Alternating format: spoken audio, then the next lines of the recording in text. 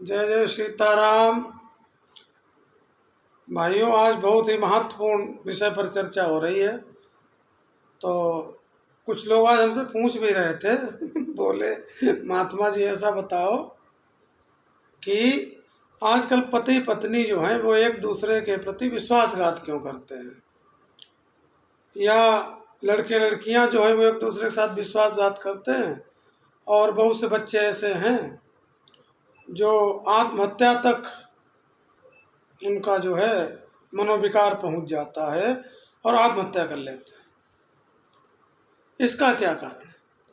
तो भैया, इसका कारण आप सभी जानते हैं कि ये एक मनोविकार है।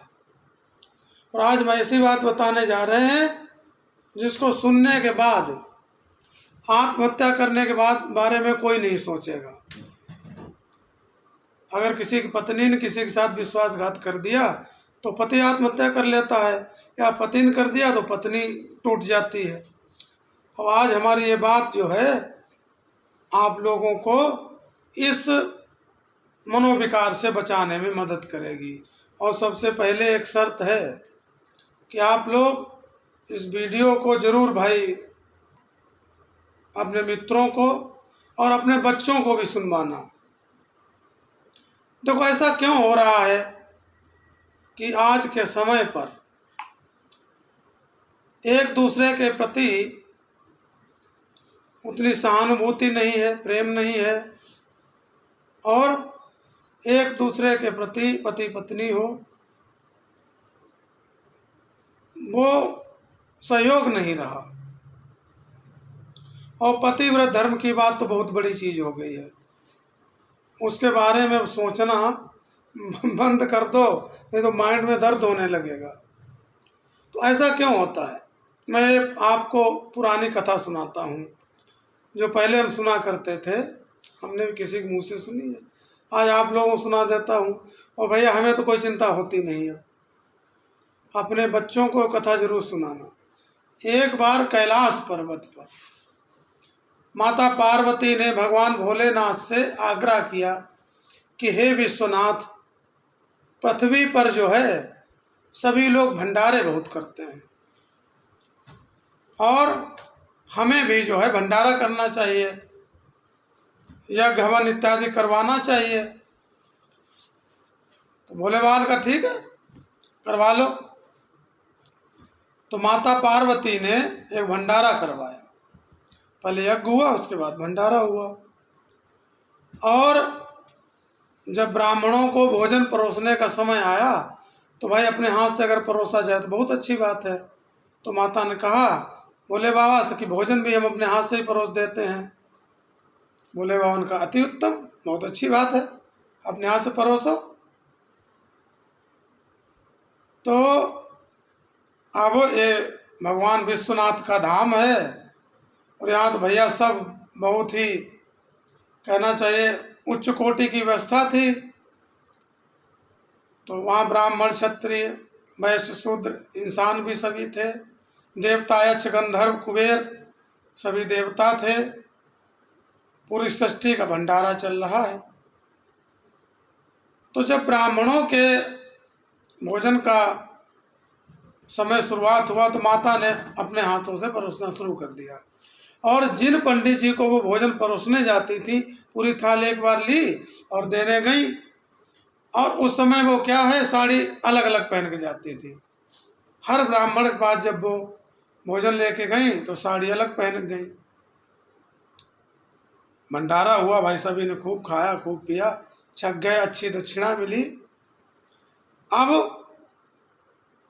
उन पंडितों ने सोचा कि लगता भोले बाबा के यहाँ देवियाँ बहुत तो चलते चलते इनसे दक्षिणा में एक एक देवी मांग लेते हैं।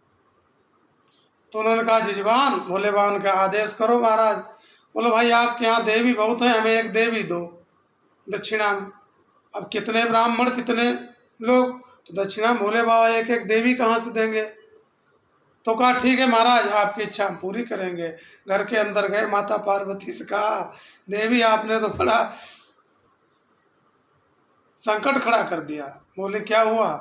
बोले अब तो ये सब एक दक्षिणा में जो है एक एक देवी मांग रहे हैं, और पार्वती तुम्हारे पास एक आप हो, इनको हम क्या दे दें।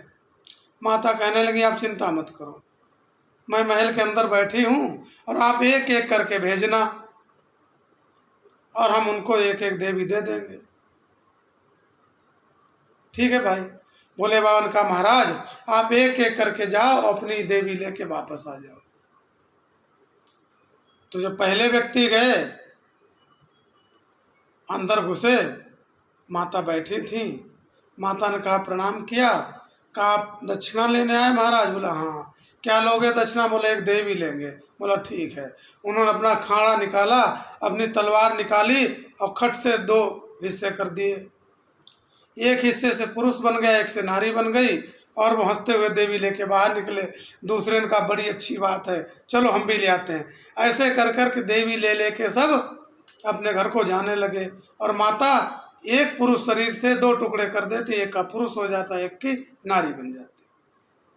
धीरे धीरे बहुत भीड़ थी और सायंकाल हो गया, तो सभी को ये लगा कि अब जो है हमारी बारी जब तक ना पाए कहीं रात हो जाए, तो ऐसा है जल्दी जल्दी लो। तो वहाँ क्या है, महल में घुसने की भगदड़ मच गई।